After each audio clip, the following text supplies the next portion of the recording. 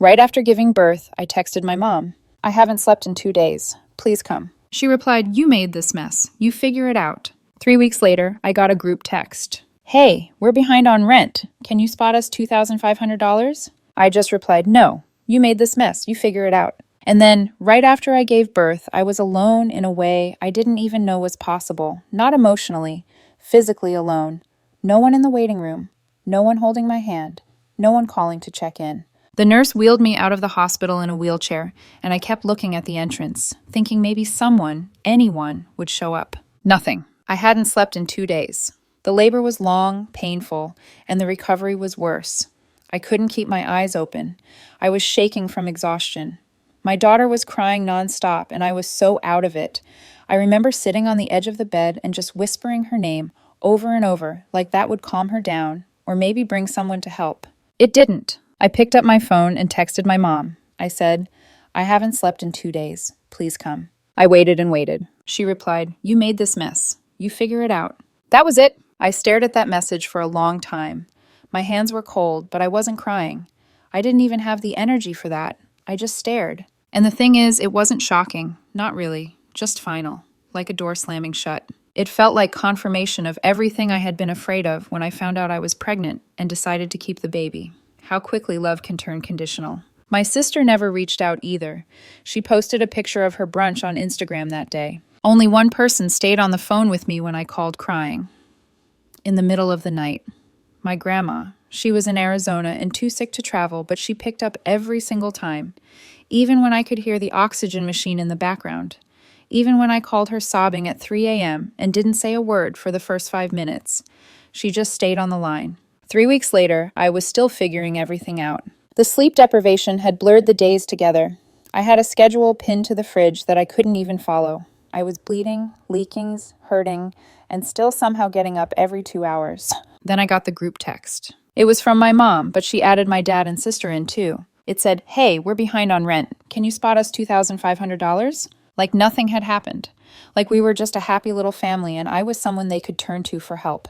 Not the same person they'd left completely alone during the hardest experience of my life. I stared at that text just like I'd stared at the one before. Then I typed, "No, you made this mess. You figure it out," and hit send. 10 seconds later, my phone started ringing. I didn't answer, but that was only the beginning. I didn't reply to the group text. I just sent that one message. "You made this mess. You figure it out," and left it at that. For 2 days, they blew up my phone. First, it was my mom calling over and over. Then texts started coming in, guilt-tripping ones. She sent one that said, "We're still your parents no matter what. Family helps each other." I didn't even open the rest. Then my sister jumped in with this long paragraph, like she was doing a TED Talk on forgiveness. She said I was being petty and immature and that I was clearly still hormonal. She even tried to say I was using the baby as a weapon by refusing to let them back into my life. That's when I realized something. Not one of them asked how I was doing. Not once. No, how are you holding up? No, how's the baby? Nothing. Just straight to asking for money, like I was some walking bank account with zero memory. I didn't reply to my sister either. Another day passed, and a call came in from a blocked number. I answered by instinct. I thought maybe it was a doctor or my grandma calling from a hospital line. It was my dad. At first, he was casual, almost warm. Asked how I was doing, how the baby was sleeping. It threw me off for a second. I wondered if maybe he was going to apologize. Then came the real reason he called. He started talking about how things were tight right now. Said they were in a bad spot. Just needed a little help to get over the hump. He didn't even ask this time. He just assumed I'd understand. Assumed I'd give in. He talked like it was a favor I owed them. I told him I didn't owe them anything. That I'd asked for help 3 weeks ago when I was bleeding, exhausted, and completely alone, and they decided I wasn't worth the trouble. I said they made their choice. He switched fast, told me I was being dramatic, said I was just bitter and that I had no idea how hard things were for them right now. I hung up. I was shaking. Not from what he said, but from how familiar it all felt, like nothing had changed. They still thought everything revolved around them, still thought they could say whatever they wanted, do whatever they wanted, and I would just take it. That night, I held my daughter in the dark and thought about how I was going to protect her from people like that, even if those people were my own family. The next morning, my phone buzzed again. But it wasn't them this time. It was my grandma. She asked how I was. I told her the truth. I was tired, overwhelmed, angry. I told her what had happened. She listened the whole time, didn't interrupt once. Then she said something I'll never forget. Give me 2 days. I didn't know what she meant. 2 days later, she showed up at my front door. It was the middle of the afternoon, that strange, quiet window where the baby was finally asleep, and I was too tired to do anything useful. I was sitting on the floor with my back against the couch, staring at nothing, when someone knocked. I almost ignored it. I wasn't expecting anyone. I hadn't told my parents where I lived, and I didn't have friends dropping by. I waited, holding my breath. Then the knock came again, slower, firm. I looked through the peephole, and my brain stalled for a second. It was my grandma. She stood there with a small suitcase, a tote bag slung over her shoulder, and a ridiculous stuffed giraffe tucked under her arm like she'd grabbed it last minute. She looked thinner than the last time I'd seen her, a little pale, but her eyes were sharp, focused. I opened the door and just stared at her. She said my name and stepped forward like this was the most normal thing in the world. I asked her what she was doing here, and she reminded me of the phone call, the one where she told me to give her 2 days. She came inside, set the suitcase down, and looked around the apartment. The laundry piled on the chair, the half-unpacked hospital bag, the bassinet wedged next to the couch because there wasn't room anywhere else. She didn't comment on any of it. She just said, "You shouldn't be doing this alone." Then she told me to pack a bag. I laughed because I thought she meant for herself. She didn't. She said we weren't staying there, not long-term, not anymore. She pulled out an envelope and slid it across the table. Inside was a flight itinerary. One way. Her name on it. No return date. That was the first moment I realized she wasn't visiting. She had come to stay. She said she'd been lying when she told me she couldn't travel. Not because she wasn't sick, she was, but because she needed time to put things in motion. Legal things, financial things, things she didn't want to explain over the phone. Then she opened her suitcase again and took out a small metal lockbox, the kind you'd keep important documents in. She placed it between us and opened it. Inside were keys, several sets. I asked what they were for. She told me they were for the house my parents were living in, or had been living in. She explained that the house was never actually theirs. Years ago, after my dad made some decisions she didn't trust, she kept the property in her own name. Let them stay there. Let them pretend it was theirs. She said she'd already contacted a lawyer. Notice had been served. 30 days. While my parents were asking me for money, she had been quietly pulling the ground out from under them. She told me that house was meant to stay in the family, and that if anyone was going to live there now, it would be me and my daughter. She said it like it was settled. No debate, no hesitation. I felt dizzy. I had been measuring my life in diapers and sleepless nights, just trying to get through each day. I hadn't even allowed myself to think about stability or safety or help that didn't come with strings attached. Before I could even process that, she handed me another bag. Inside were baby clothes, blankets, and gift cards tucked into the pockets. Enough to breathe again. Enough to stop panicking every time I opened my bank app. She told me we were starting over, that I didn't owe anyone access to my life just because we shared DNA. That night, after she went to sleep on the couch, I sat awake holding my daughter and finally let myself believe that someone had chosen me. I just didn't know how angry that choice was about to make my parents, because a few days later they showed up unannounced. The house had finally started to feel like ours. I had unpacked most of the baby's things, set up a little corner in what used to be their guest room, and was beginning to believe I could actually live like this. Not just survive, but breathe. Eat sitting down. Shower without worrying about someone needing me mid-rinse. It was still chaos, but it was our chaos now. Then the doorbell rang. It was mid-morning, and my grandma and I were both in the kitchen. I had just finished feeding the baby and was holding her with one arm, pouring cereal with the other, when we heard the chime. I didn't even have to look. I knew. I walked to the window and peeked out. There they were. My parents stood on the porch like nothing had happened, like they hadn't abandoned me, like they hadn't just been evicted. My mom was holding some paperwork. My dad had sunglasses on, even though it was cloudy. The way they stood there, completely entitled, made my stomach twist. I didn't move to open the door. My grandma did. She didn't ask me. She just walked over, opened it wide, and leaned against the frame. My parents didn't even wait for an invitation. My mom launched right into it, holding up the papers like she was collecting a debt. "We still have things inside," she said. "Legal things, tax forms, medical records." My dad added, "And we need to talk. This whole situation is ridiculous. We built that house. We paid for the renovations. You can't just take it away." My grandma didn't respond right away. She let them talk themselves in circles. Then she said, "I've let you lie to yourselves for years, but we're done with that. She told them she'd reviewed every record, every check, every receipt. The renovations they claimed to have paid for, she paid for them quietly because they'd asked for help at the time. That help turned into her covering their lives, their mortgage, their car insurance, even the last 2 years of property taxes. She said they had no idea how much she'd done for them. But the real surprise came when she turned to my dad and said, "And I know about the savings account." His face changed instantly. She said, "The one with $52,000 in it, the one you've been adding to while telling everyone you're broke." My mom tried to deny it. My grandma wasn't having it. She pulled out a folder from her tote bag. Bank statements, legal documents, everything she needed. She'd already been to her lawyer, already had it notarized. She had proof that they had the money all along and refused to spend a single cent helping me. I stood there holding my daughter, watching my parents fumble through excuses. They said things like, "We were saving for retirement, and we couldn't just give it away, and it wasn't personal." But it was. It always had been. My grandma cut them off. She told them they had 10 days to get their things from storage and to stay away. She warned them clearly that if they stepped foot on the property again, she would file for a restraining order. And then, with zero hesitation, she said, "And don't think you're touching that account.